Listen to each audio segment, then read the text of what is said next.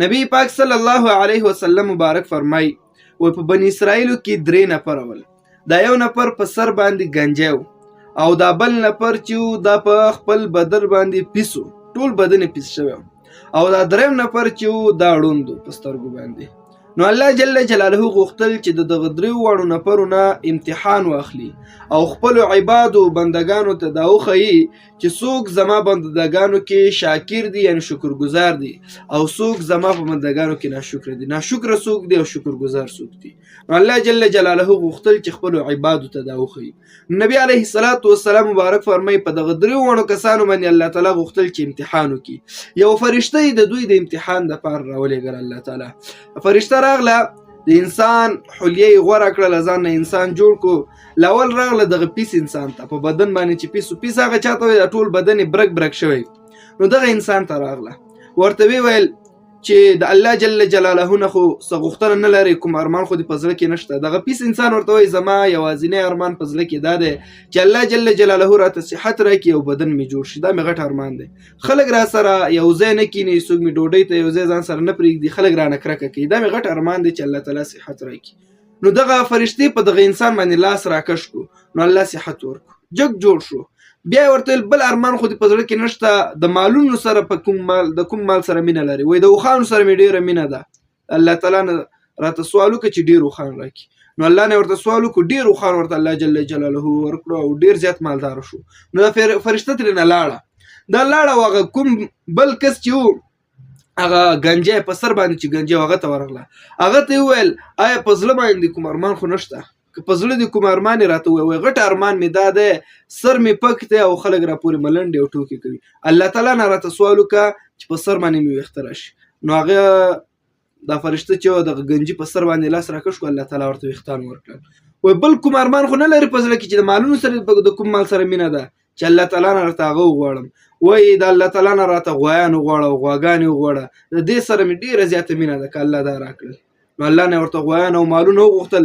دا مالونه او غواګانې انتهایي زیاتې شولې او دویم ښه مالداره شو. بیا دریم ځل باندې لاړ هغه کوم کس چې په سترګو باندې ړوند و، هغه ته ورغله دا فرشته، ورته وویل چې ای د الله بنده، ته خو په زړه کې کوم ارمان نشته؟ و یوازینی او غټ ارمان مې په زړه کې دا دی چې د الله تعالی د ښایسته ښایسته نعمتونه په سترګو باندې وګورم، په سترګو ړوند یم، الله تعالی چې راته نظر راکړي، دا مې غټ ارمان دی. نو فرشتې ورته په سترګو لاس راکش کو، دغه انسان ته الله تعالی سترګې ورکړې او جوړ شو. بیا ورته بل کوم ارمان دی، د مالونو سره په کوم مال سره مینه لري چې هغه درته الله تعالی نه وغواړم؟ وایي پسونه او د آرامي او ګډې او بیزې مې ډېر زیات خوښېږي، که دا راته الله تعالی راکړي. نو سوال یې ورته وکړو، نو دی هم ښه ډېر مالداره شو. نو څه وخت بعد، څو کلونه چې تېر شول، دا فرشته بیا د امتحان په طور باندې درېو واڼو ته راغله. اول راغله هغه پیس انسان ته او د مسافر حلیه یې جوړه کړه، ځان نه یو غریب انسان جوړ کړو. او دغه پیس انسان ته راغله، هغه اوس هم مالداره دی او خاني ده، نو ډېر زیات اوښانې دي. نو هغه ته راغی، ورته ویل چې زه مسافر یم او کوم ځای ته چې مزل کوم هغه منزل مې ډېر زیات لرې دی، یو اوښ راکړه، نو ستا به ډېره زیاته مهرباني د الله په حقوق کې د هغه څه حق ماته راکړه.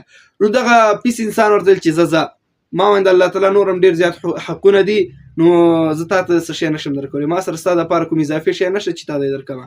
او هغه فرشتې ورته ویل ګوره داسې خبرې مه کوه د غرور او تکبر. ته ګوره هماغه پیس انسان وې، څه وخت مخکې ته پیس وې او بیا تا ته الله تعالی اوښان او مالونه درکړل. هغه پیس انسان ورته ویل چې دا ته څه خبرې کوې؟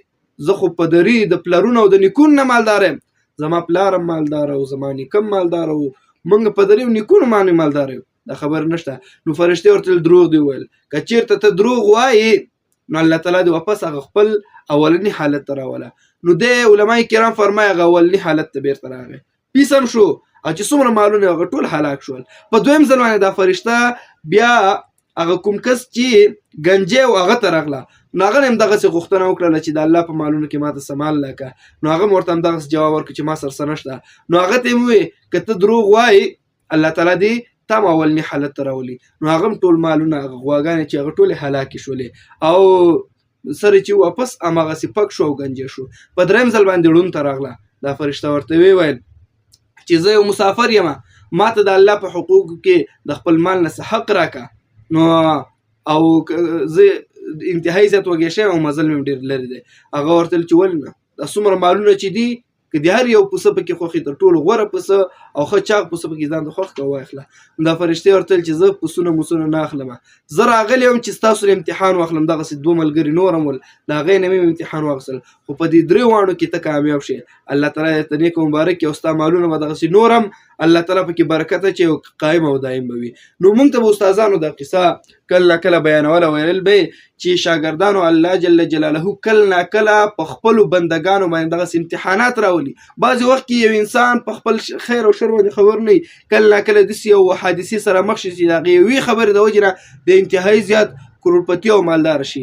بعضې وخت کې داسې یو غلط لفظ د خولې نه راوباسي چې د هغې په وجه باندې انسان هغه د ځمکې تل ته ورسېږي، بیخي هلاک شي. نو د خپلو خولو سره انتهایي زیات احتیاط کول پکار دي.